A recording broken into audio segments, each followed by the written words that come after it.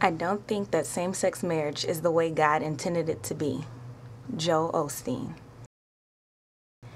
I believe that marriage is between love and love, not man and woman. Frank Ocean. Currently, 6 states allow same-sex couples the right to marry. I think if you really love someone, then why can't you get married?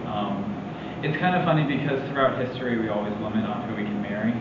And 50 years ago, blacks and whites couldn't get married, so I feel like in 50 years our grandchildren are going to look back and say, like, how stupid were we that we didn't let 2 people who love each other get married. So I have no problem with it at all. I'm against it. It just doesn't seem right. I've been raised in a very religious background, and it's just not right. Like, it's just not according to God's will.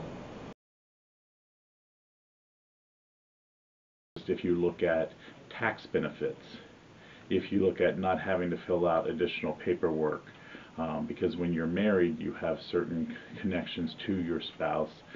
You have access to be with them in hospitals, you have access to help make decisions about their life and their fate.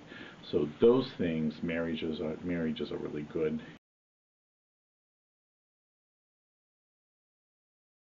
How can you expect 2 people of the same sex to raise children in a normal household?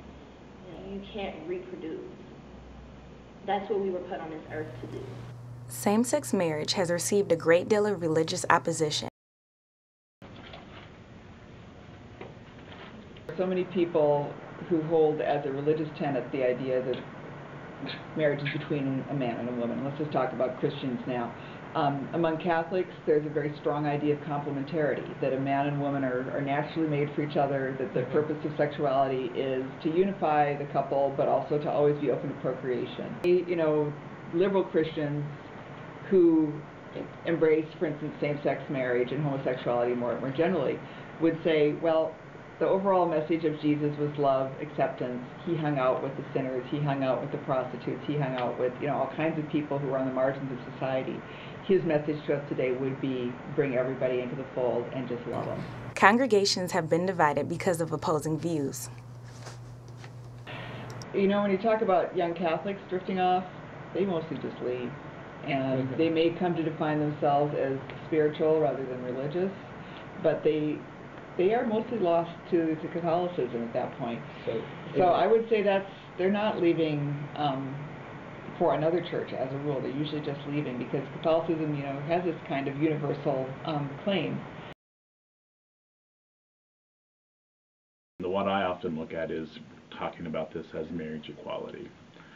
Because if you don't like gay people, you're not going to like gay marriage. If you're queasy about the idea of same-sex people having sex, and you talk about same-sex marriage, that's problematic. But really what we're looking at is marriage equality, and how do we make all the laws, rights, and privileges that come with marriage equally accessible to any 2 individuals who might be interested in committing to each other, and then also receiving the benefits that come with that commitment.